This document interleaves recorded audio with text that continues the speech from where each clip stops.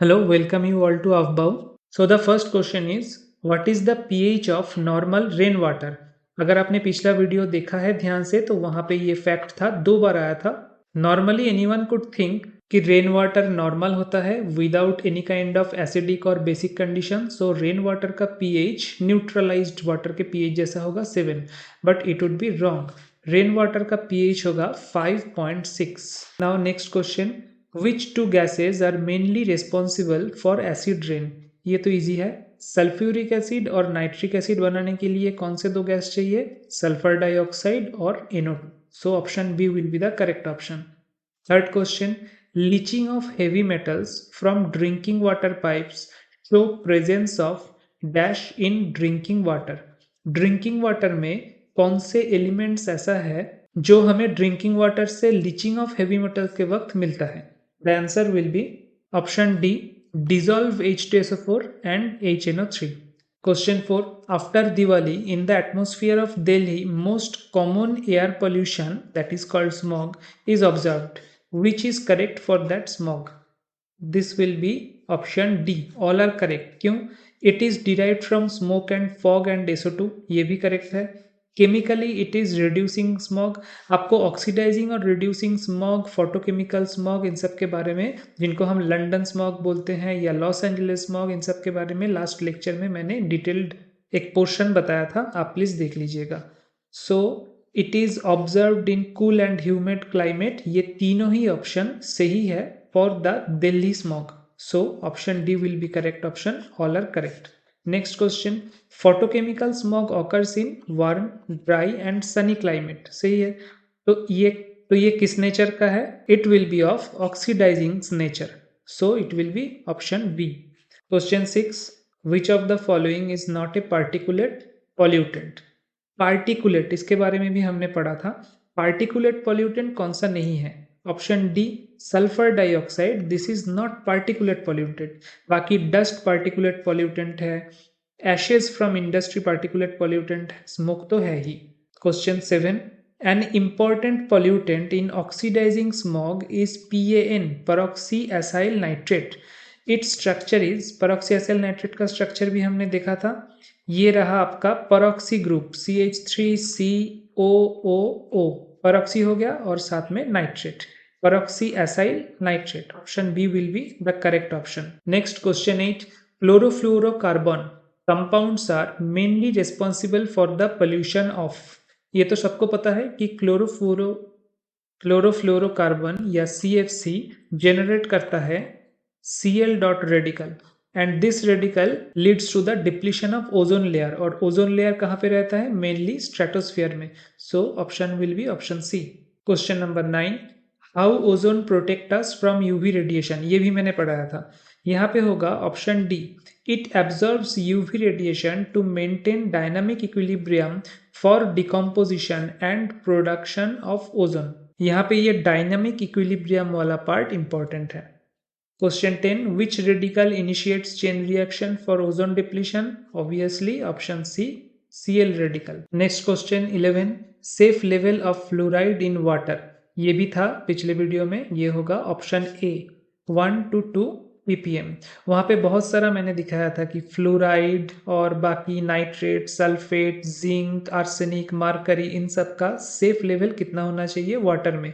और साथ में एयर में भी CO का लिमिट कितना होना चाहिए, SOX का लिमिट कितना होना चाहिए, NOx का लिमिट कितना होना चाहिए. So please go and watch that video. Next question, soluble fluorides is often added in drinking water to bring its concentration to safe because F- ions make the enamel on teeth much harder by covering. अब देखिए, हमारा जो tooth enamel है वो hydroxy apatite का बना होता है. किसका? हाइड्रोक्सी एपेटाइट का. Hydroxy apatite. अब हाइड्रोक्सी एपेटाइट का फॉर्मूला क्या है? 3 calcium phosphate, Ca3PO4 whole 2 dot calcium hydroxide dot XH2O. ये हो गया हमारा टूथ एनामेल का. टूथ एनामल जो है जिससे बना होता है, हम बोलते रहे थे कि हमारा टूथ कैल्शियम का बना हुआ है, एक्चुअली टूथ एनामल का कंपोजिशन ये है, hydroxyapatite. Now small concentration of fluoride is needed in which form? In fluorapatite form, और फ्लूरएपेटाइट डॉट कैल्शियम फ्लोराइड, ये फ्लूरएपेटाइट का कंसेंट्रेशन थोड़ा सा चाहिए होता है। सो फ्लूरएपेटाइट यहाँ पे कौन से ऑप्शन में है? ऑप्शन डी में। So option D will be the correct option. Question number 13. Clean water would have BOD. BOD मतलब biochemical oxygen demand. Clean water का कितना होगा? ये भी था less than 5 ppm. Less than 5 ppm will be the answer. What is the value of dissolved oxygen in cold water? इसका answer क्या होगा? 10 ppm. 10 ppm will be the correct answer. A sample water have Fe, aluminium, zinc and cadmium. Which metal is not on safe level? अब आपको अगर याद है cadmium का कुछ 0.00 एग्जैक्टली वैल्यू याद नहीं आ रहा है, लेकिन पहले पॉइंट के बाद तो कुछ नहीं था, पॉइंट के बाद 0 था और उसके बाद आखिर में ppm था सेफ लेवल। कैडमियम का जो सेफ लेवल नहीं, उसको बोलते हैं TLV लेवल या threshold limit value. So TLV level के ऊपर अगर कोई मेटल जाए, so that is considered as pollutant और कंटामिनेंट। सो यहाँ पे cadmium will be the right option, option D. Next question, question number 16, which is eco friendly dry cleaning agent? अब dry cleaning agent के तौर पे हम normally पहले क्या यूज करते थे? पहले यूज करते थे टेट्राक्लोरो इथिलीन, है ना। इथिलीन के 4 हाइड्रोजन को हम अगर क्लोरीन ग्रुप से रिप्लेस कर दे, that will make tetrachloroethylene. It was previously used for dry cleaning agent. Now currently for green chemistry, मतलब इको फ्रेंडली केमिस्ट्री जो नुकसान कम करें हमारे एनवायरनमेंट को, उसके लिए हम डेंस CO2 या सुपर क्रिटिकल CO2 यूज करते हैं। That is option C, liquid carbon dioxide. 17, match the column. Match the column आप देखिए पी में है कार्बन डाइऑक्साइड। कार्बन डाइऑक्साइड किसके साथ मैच करेगा? Global warming, because CO2 is a green house gas. अच्छा, फिर chlorine radical. Chlorine radical depletion of ozone layer के साथ। सो पी मैच किया 3 के साथ, Cl मैच किया 4 के साथ। DDT है सॉयल पॉल्यूटेंट या chemical pollutant of water. DDT is a soil pollutant or is polychlorinated biphenyls, polychlorinated biphenyls या PCB, that is chemical pollutant of water. So DDT confirmingly soil pollutants में जाएगा। So कौन सा option match हो रहा है? P के साथ 3, Q के साथ 4, R के साथ 2 और S के साथ 1। So option B will be the correct option. Now question number 18. A large number of fishes are suddenly found floating dead on lake. There is no evidence of toxic dumping, but you find an abundance of phytoplankton. Phytoplankton मतलब अगर कोई stagnant water जैसे lake, इस type के water body को अगर आप enrich करते हो with nutrients which can be consumed by phytoplanktons, तो क्या होगा? तो सब जितना भी डिजॉल्व्ड ऑक्सीजन है वो फाइटोप्लैंक्टन अपने ग्रोथ में काम में लगा देगा, और बाकी कितना बचेगा डिजॉल्व्ड ऑक्सीजन? बाकी जितना भी बचेगा that will not be sufficient for the aquatic animals, for example fish, तो वो मर जाएंगे, that will be fatal for them. So the death का रीजन क्या है ये पूछा गया है। टॉक्सिक केमिकल्स इज प्रोड्यूस नहीं, level of CO2 is increased due to degradation, ये भी नहीं, level of O2 is decreased due to degradation of phytoplankton. So option C will be the correct option, and this phenomenon is known as eutrophication. इसके ऊपर भी एक छोटा सा part पढ़ाया था लास्ट लेक्चर में। Option question number 19. What would have happened if the greenhouse gases were totally missing in Earth atmosphere? Green house gas अगर नहीं होता, ग्रीन हाउस गैस का काम क्या है? ग्रीन हाउस इफेक्ट के ऊपर एक फुल लेक्चर है लास्ट वीडियो में, आप देख लीजिएगा।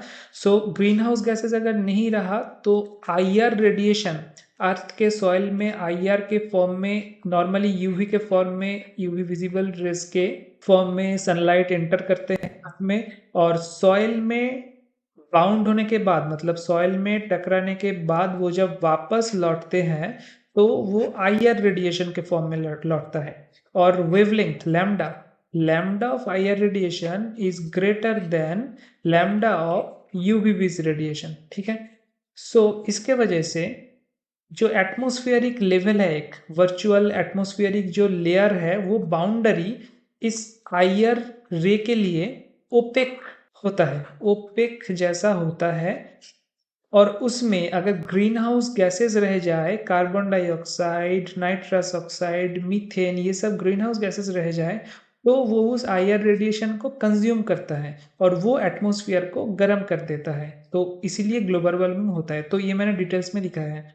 सो यहाँ पे क्या होगा, यहाँ पे बोला गया है कि अगर ये ग्रीन हाउस गैसेस बिल्कुल ही ना रहे, जो नेचुरल लेवल है इनका वो भी अगर ना रहे तो क्या होगा, तो ये होगा कि temperature of earth will decrease, option C.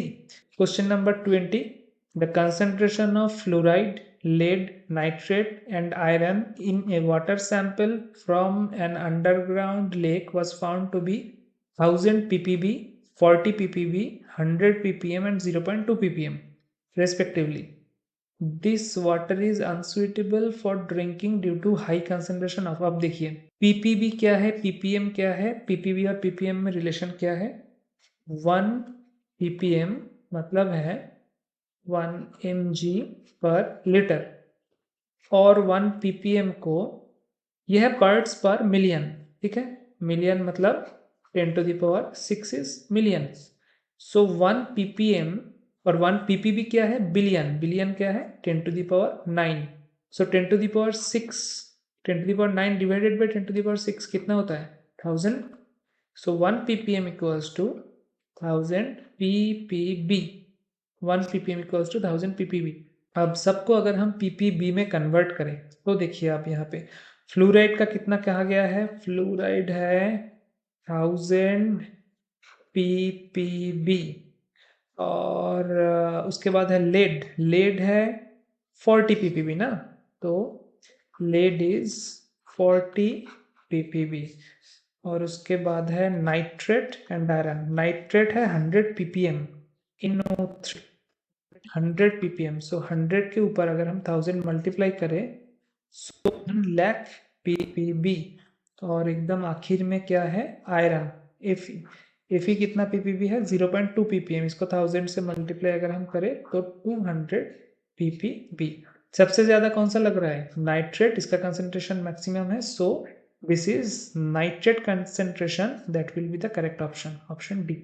Next question, photochemical smog consists of excessive amount of X in addition to aldehydes, ketones, peroxyacyl nitrile and so forth. X को पूछा गया है, X कौन सा है, फोटोकेमिकल स्मॉग में पेरोक्सीएसाइल nitrate, ketone, aldehyde और कौन सा इंपॉर्टेंट एलिमेंट है जो फोटोकेमिकल स्मॉग तैयार करने में मदद करता है, that is ozone, small concentration of ozone. So option will be, correct option will be option A. Next question, addition of phosphate fertilizers to water bodies causes, ये eutrophication का क्वेश्चन है, तो क्या होगा enhanced growth of algae. So option B will be the correct option. Now 23, the gas leaked from a storage tank of the Union Carbide plant in Bhopal gas tragedy was, कौन सा gas था, methyl आइसोसायानेट। ये यहाँ पे ना normally question में methyl आइसोसायानाइड एक option रहता है और ज्यादातर लोग वहाँ पे टिक करके आते हैं क्योंकि it's confusing between methyl isocyanate and cyanide. So आप ध्यान रखिएगा मिथाइल आइसोसायानेट है, और कभी कभार नाम ना देके उसका स्ट्रक्चर दे दिया जाता है, तो स्ट्रक्चर क्या होगा NCO, मिथाइल आइसोसायानेट का स्ट्रक्चर है CH3NCO। Next question, identify the wrong statement in the following. Acid rain is mostly because of oxides of nitrogen and sulfur, ये तो ठीक है। Chlorofluorocarbons are responsible for ozone layer depletion, ये भी right। Greenhouse effect is responsible for global warming, ये भी ठीक है। Ozone layer does not permit infrared radiation from the sun to reach the earth, ये गलत है। ओजोन लेयर यूवी को परमिट नहीं करता है to reach Earth from Sun. So option D will be the correct choice. Question number 25. In which part of atmosphere ozone layer is present? ये आ चुका है ऑलरेडी ये सही में stratosphere. 26. The maximum prescribed concentration of cadmium in drinking water in ppm. कुछ देर पहले ही हमने देखा था कि कैडमियम का मुझे याद नहीं आ रहा था कि कितना ppm है TLV थ्रेशोल्ड लिमिट वैल्यू. यहाँ पे आंसर होगा C 0.005 ppm. Okay. 27. The gas emitted by supersonic jet planes slowly depletes the concentration of ozone layer that is actually for the emission of NO by the jet planes. Nitric oxide.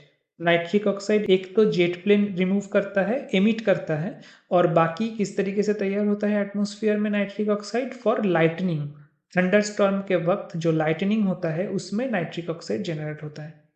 Next, what is DDT among the following? DDT is non-biodegradable pollutant. 29.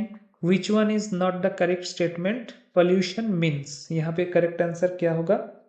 Option C. Direct or indirect changes in one or more components of the ecosystem which are not harmful to living organism. पूछा गया है कि which is not the correct statement. First वाला statement क्या है? The presence of anything in the environment in excess of the required limit. ये तो pollutant है. Anything put into environment which was not there in its natural state. ये भी pollutant है. D. International release of any chemical substance in the environment with harmful effects. ये भी pollutant या contaminant है. पॉल्यूटेंट क्या नहीं है? डायरेक्ट और indirect changes in one or more components of the ecosystem. जो ऑलरेडी इकोसिस्टम के कंपोनेंट्स हैं उनमें अगर कुछ चेंजेस हो which are not harmful to living organisms, तो उनको हम पॉल्यूटेंट बोलेंगे क्या? नहीं बोलेंगे. So option C will be the correct option. 30. Which is the main air pollutant? Main air pollutant कौन सा है? Carbon monoxide, CO. बाकी तो नेचुरली रहता है. Carbon dioxide, nitrogen is already A part of air composition, और sulphur dioxide या फिर अदर ऑक्साइड्स के तौर पे या फिर डस्ट पार्टिकल्स के ऊपर पार्टिकुलेट के तौर पे रहता है. बट एयर पॉल्यूटेड कौन सा है? Carbon monoxide. 31. The acid rain possesses. Acid rain क्या है? सल्फ्यूरिक एसिड भी पॉजेस करता है, सल्फ्यूरस एसिड भी रहता है, और नाइट्रिक एसिड भी रहता है. सो एसिड रेन में SOX और NOx के साथ H2O के रिएक्शन के बाद जितने टाइप का भी एसिड बन सकता है वो सब रहता है. सो ABC all are correct options. So the correct option will be option D, all of this. 32. Carbon monoxide is harmful to man because it forms a very stable compound with RBC's hemoglobin. Red blood corpuscles के जो haemoglobin है उसके साथ बहुत stable compound form करता है जिसका stability is 200 times greater than the compound formed with oxygen. So correct option होगा कि it competes with oxygen for hemoglobin. 33. Lung disease are 4 times more in urban areas than rural areas. This is due to the presence of which? Sulphur dioxide. Urban areas में मतलब शहर इलाका में जो industries वगैरह से सल्फर डाइऑक्साइड या फिर SOX निकलता है वो लंग्स के इरिटेशन या अदर डिजीजेस के लिए रिस्पॉन्सिबल है. So option A will be the correct option. 34. Which one is not correct? Green house effect is due to high concentration of CO2 in atmosphere. ये सही है. B is influenced by gases such as methane, ozone and chlorofluorocarbons. C would result in the warming up of the earth. And D would result in lowering the level of oceans due to high evaporation.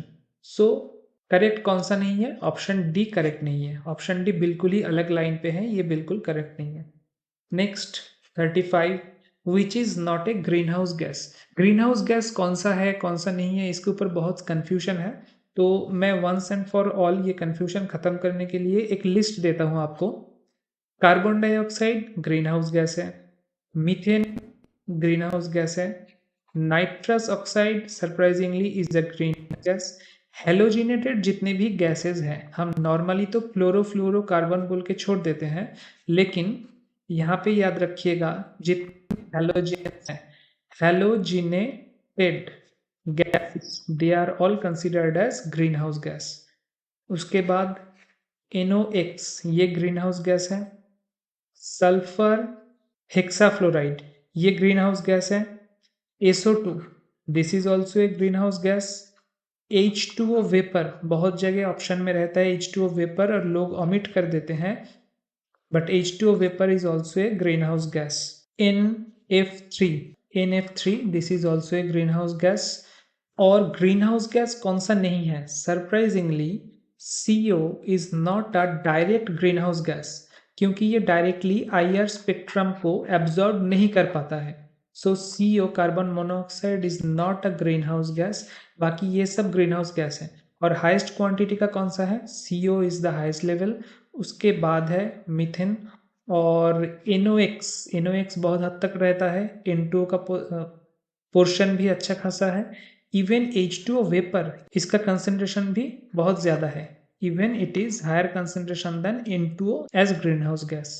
So question number 35, which is not a green house gas.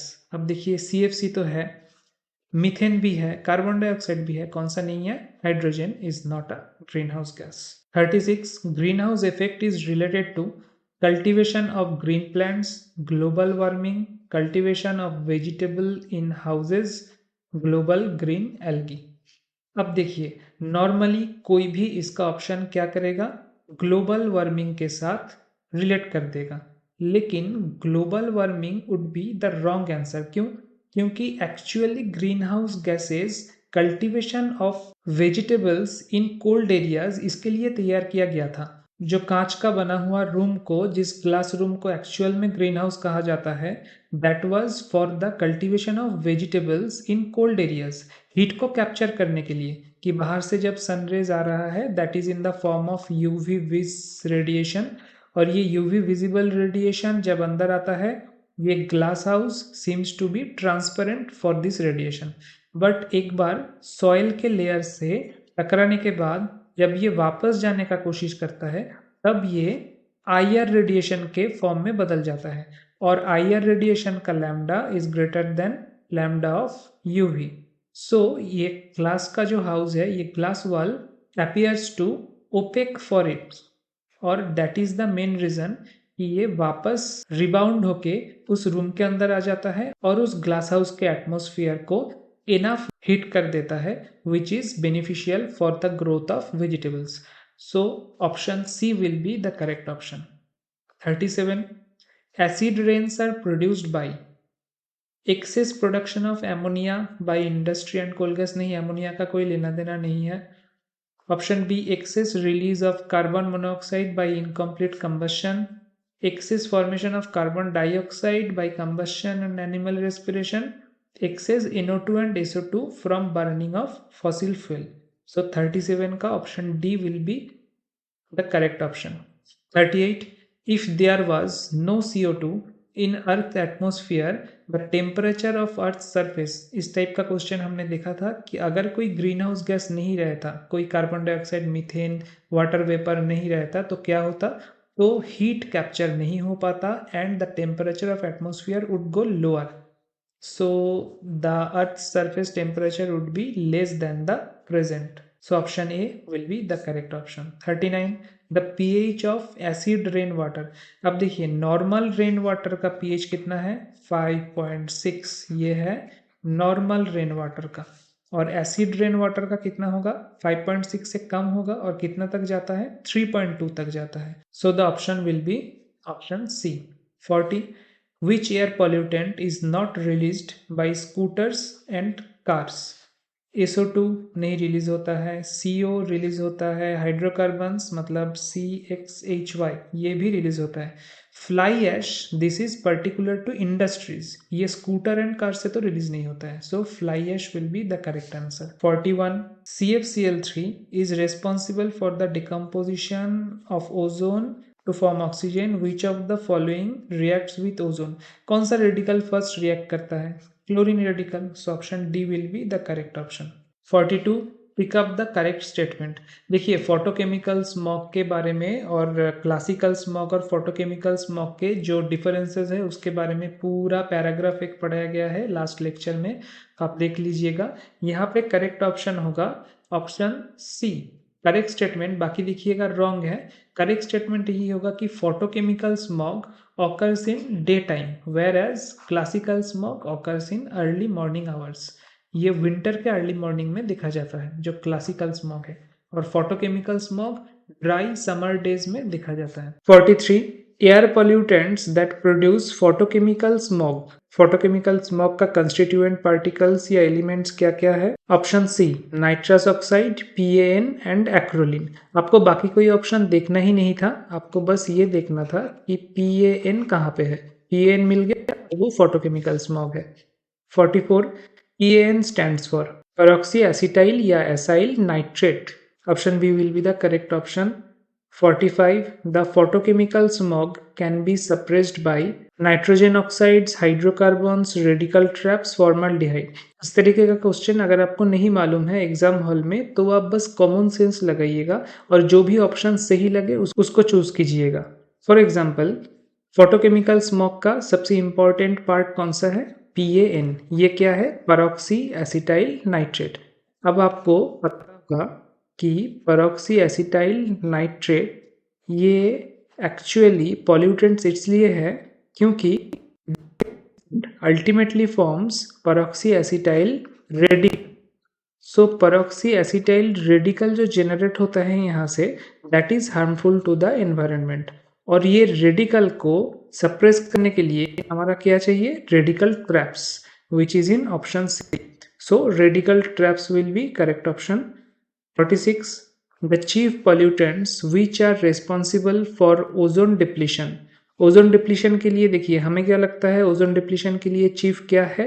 CFC chlorofluorocarbons. लेकिन यहाँ पे option में है chlorofluorocarbons, हाँ option में है option D oxides of nitrogen and chlorofluorocarbons. 47 Taj Mahal is threatened due to effect of acid rain. अब acid rain के कंपोनेंट्स क्या है? NOx और SOx, so sulphur dioxide, it will be the right option। 48 ozone refers to increased concentration of ozone, reduction in the thickness of ozone layer in troposphere, reduction in the thickness of ozone layer in stratosphere, hole in ozone layer। अब देखिए ozone refers to, ये question थोड़ा गलत लग रहा है ना, ये एक्चुअल क्वेश्चन है ozone hole. Ozone hole refers to, तो कौन सा ऑप्शन होगा? Option C reduction in the thickness of ozone layer in stratosphere. Troposphere में नहीं बनता है ओजोन लेयर, स्ट्रेटोस्फियर में रहता है, sorry stratosphere. Next one 49 one of the pollutants that is generally helping in the early degradation of the ozone layer is. कौन सा ऑप्शन होगा? बहुत इजी है, फ्रेयॉन्स। फ्रेयॉन्स मतलब fluorofluorocarbon. Fluorocarbon will be the right option. बाकी options SO2 नहीं होगा, DDT नहीं होगा। अच्छा ये DDT हमेशा हम जाते हैं बहुत सारे क्वेश्चन में, DDT एक्चुअली है क्या? इसका full form dichloro diphenyl trichloro ethane. इसका स्ट्रक्चर क्या होगा? स्ट्रक्चर होगा this will be the structure of DDT। 50 in coming years skin related disorders will become more common due to obviously depletion of ozone layer। 51 often in water bodies subjected to sewage pollution fishes die because of the foul smell। नहीं, reduction in dissolved oxygen caused by microbial activity, हाँ ये हो सकता है। Clogging of their gills by solid substance, नहीं। Pathogens released by the sewage, actually ये eutrophication होगा। तो 51 में reduction in dissolved oxygen caused by microbial activity will be the right option. 52 which one is not a water pollutant. Automobile exhaust तो नहीं है। Plant nutrients water pollutant है, eutrophication को करता है। ऑक्सीजन डिमांडिंग वेस्ट भी वाटर पोल्यूटेंट है। Disease causing agents like diarrhoea typhoid ये भी वाटर पोल्यूटेंट कंसिडर किया जाता है। So the first option automobile exhaust is not a water pollutant. 53 if BOD मतलब biochemical oxygen demand of river is high it means that the river is very much polluted with organic chemicals which are decomposed by microorganisms. अच्छा, यहाँ पे option B क्यों नहीं होगा, very much polluted with inorganic chemicals?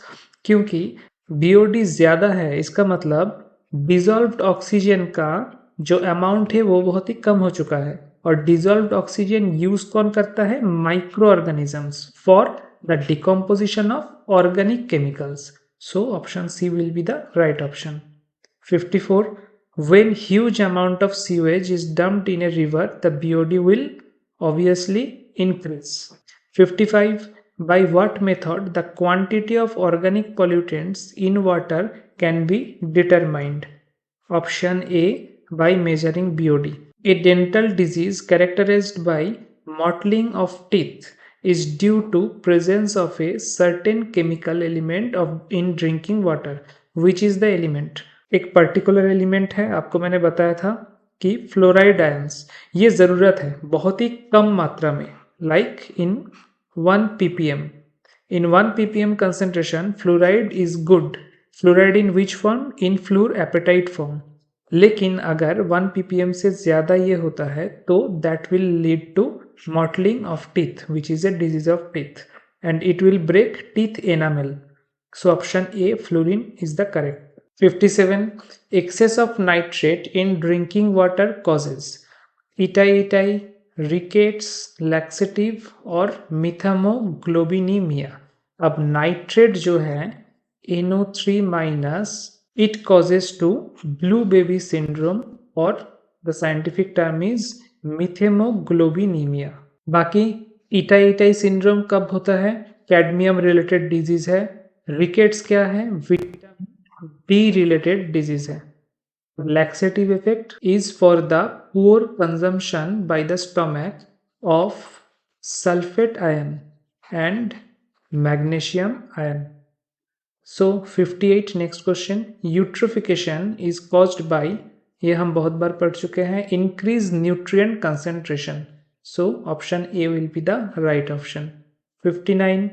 Continuous sewage flow into a stream would lead to increase in temperature, नहीं. algal bloom, नहीं. eutrophication, नहीं. depletion of oxygen. अगर ये सीवेज फ्लो ना होके यहाँ पे अगर कहा जाता कि thermal discharge by the industries, तो क्या होता है, increase in temperature. First option. Next question 60.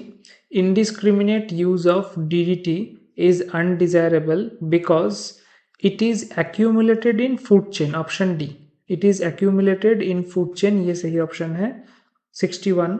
क्योंकि DDT क्या है, नॉन बायोडिग्रेडेबल पॉल्यूटेंट, ये डिग्रेडेबल नहीं है. 61. Fluorosis, a bone disease, is caused by the presence of pesticides in water, नहीं. फ्लोराइड्स इन वाटर, नाम से ही पता चलता है ये फ्लोराइड्स रिलेटेड है. So option B will be correct option.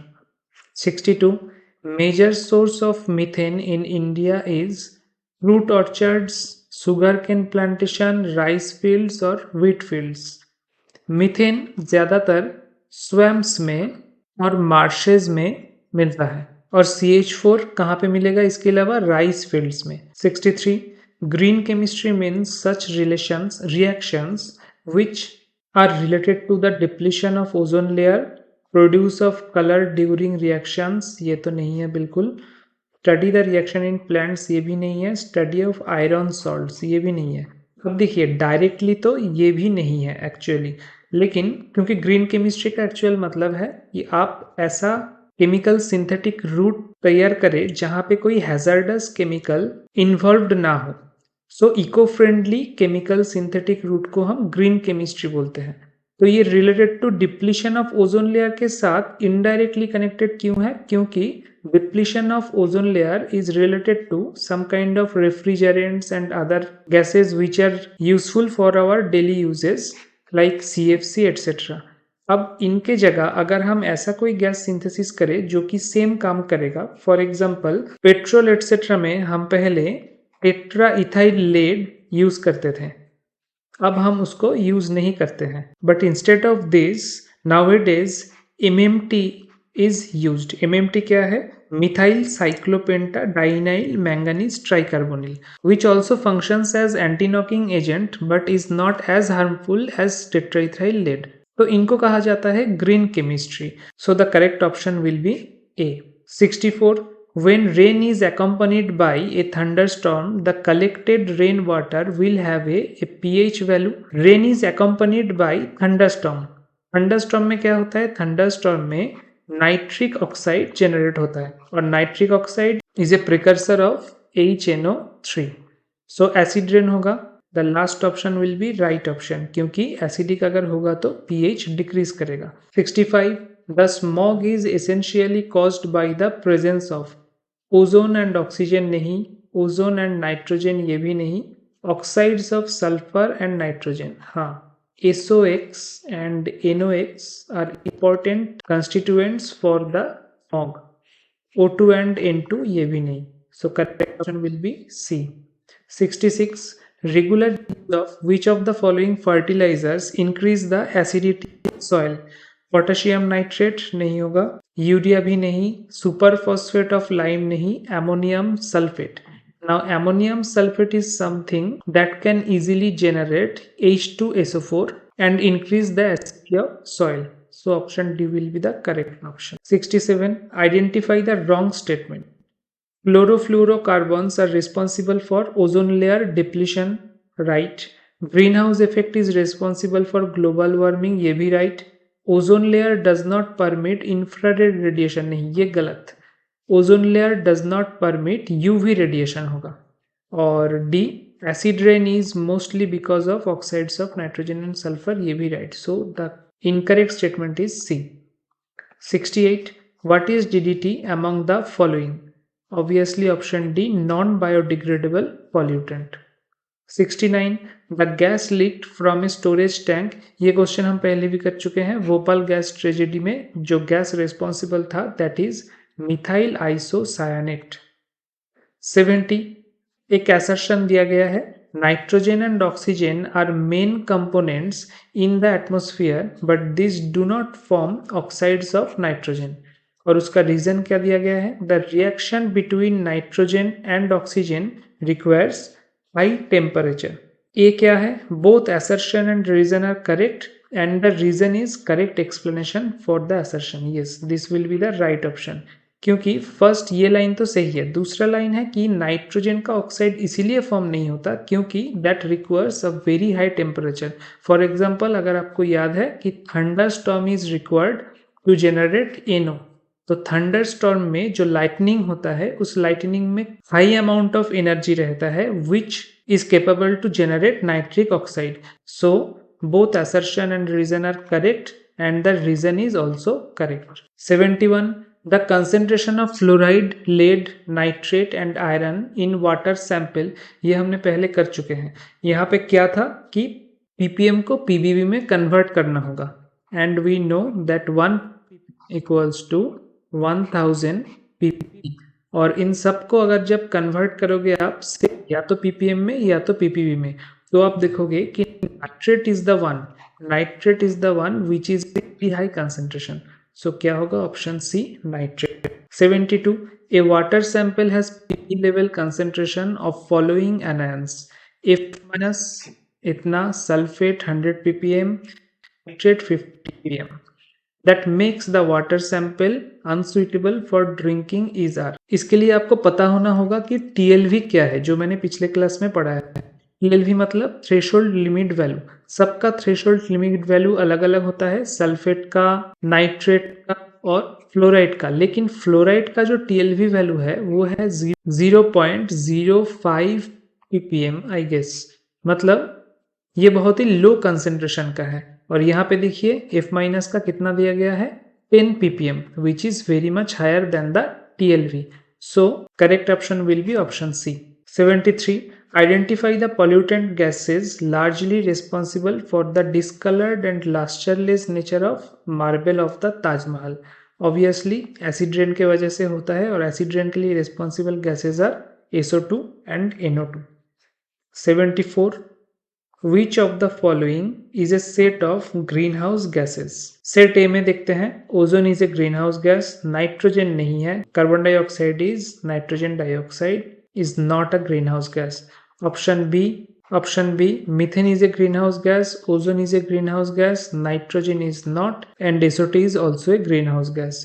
Option C, CO2 is green house gas, methane भी है, नाइट्रस ऑक्साइड और लफिंग गैस ये भी ग्रीन हाउस गैस है, एंड ओजोन भी ग्रीन हाउस गैस है.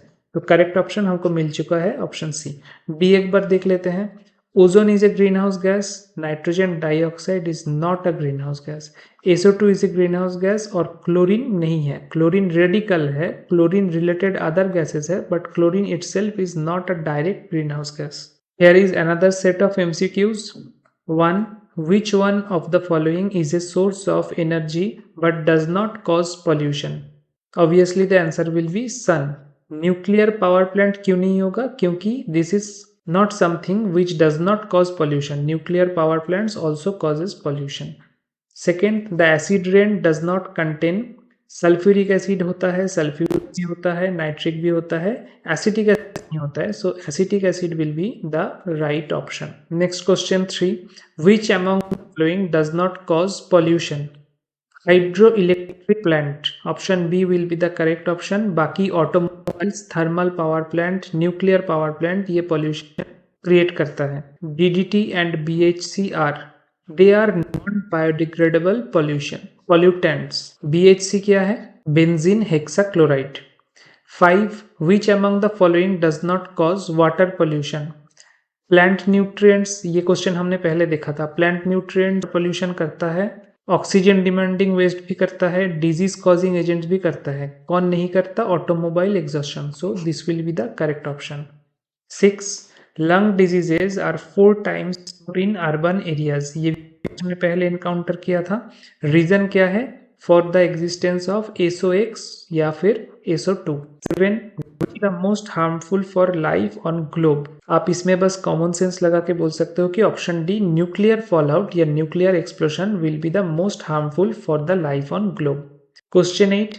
If DOD of river is high, this implies that the river is highly polluted with organic chemicals which are decomposed by microorganisms. Question 9. Which of the following is produced of ultraviolet light? Ozone. 10. Earth is protected from ultraviolet radiation by obviously ozone layer, option A. 11. Which air pollutant is not released by automobile? ये हमने पहले किया था, fly ash. This is released by only industries. 12. Photochemical oxidant PAN, peroxyacetyl nitrate, PAN is formed by option A, by action of oxides of nitrogen on hydrocarbons in presence of sunlight. 13. Fluorosis, the bone disease, is caused by the presence of obviously option B, fluorides in water. 14. The pollutants released by jet aeroplane in the atmosphere as fluorocarbons are called aerosols, option C. By the way, jet aeroplane से normally जो gas release होता है cloud में वो क्या है? वो है NO, nitric oxide. 15. Which among the following is biodegradable pollutant? Option D, domestic wastes, it is biodegradable, बाकी नॉन बायोडिग्रेडेबल है. 16. Which statement among the following is not correct? First statement है primary pollutants are those which are emitted directly from the source, ये right statement है. Second statement, secondary pollutants are those which are formed in the atmosphere by chemical interactions among primary pollutants and atmospheric constituents, ये भी right है. C, acid rain is a primary pollutant, नहीं, acid rain is a secondary pollutant, क्योंकि primary pollutant जो है SOx और NOx that reacts with moisture or H2O droplets in presence of thunderstorm and lightning and produces H2SO4 or H2SO3 and HNO3, that is acid rain. So acid rain is not a primary pollutant, so ये option सही होगा.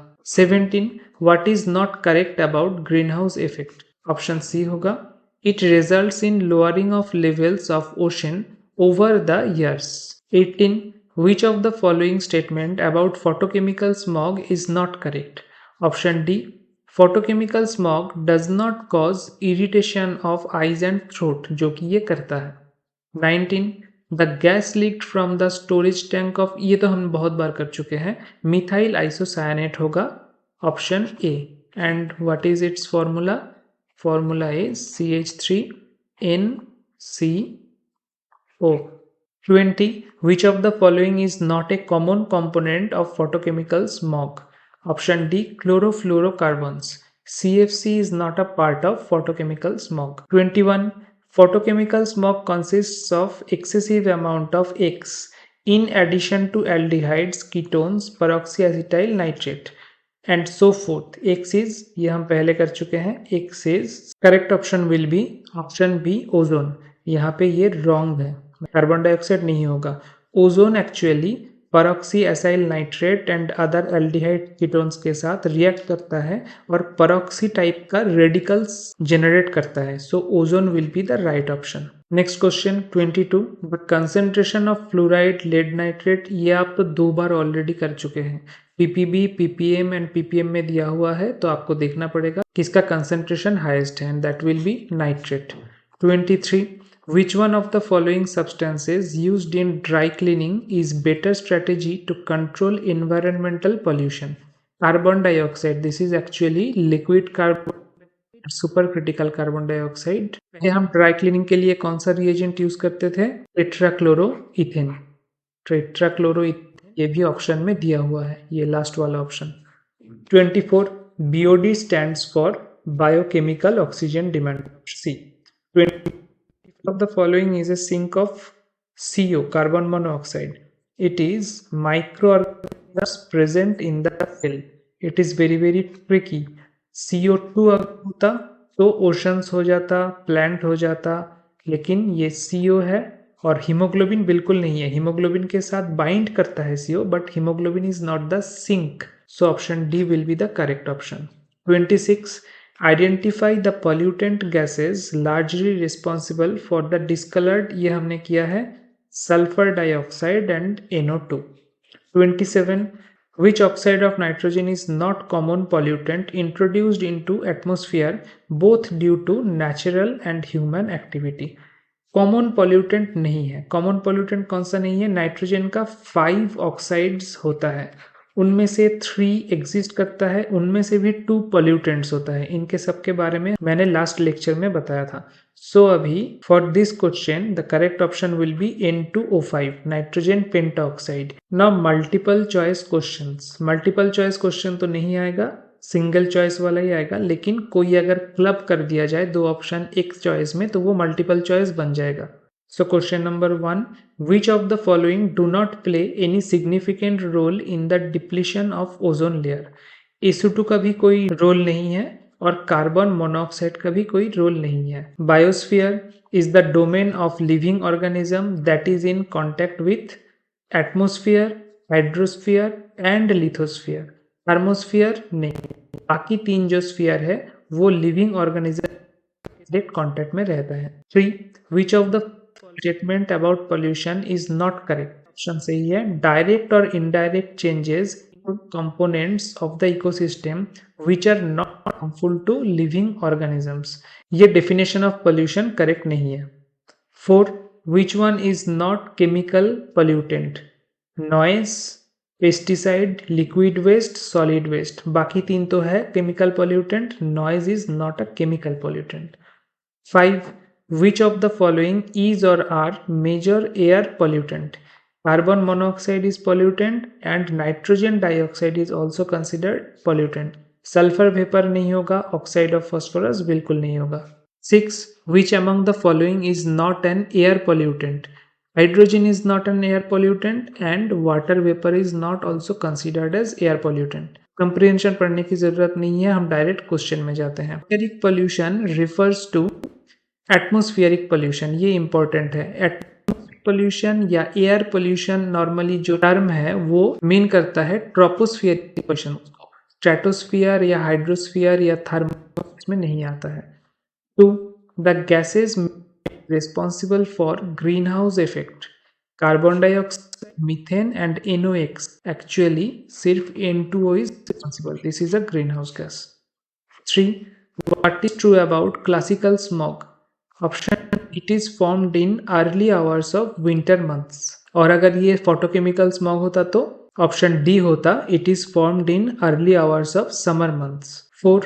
Which of the following does not play any role in smog? Freon.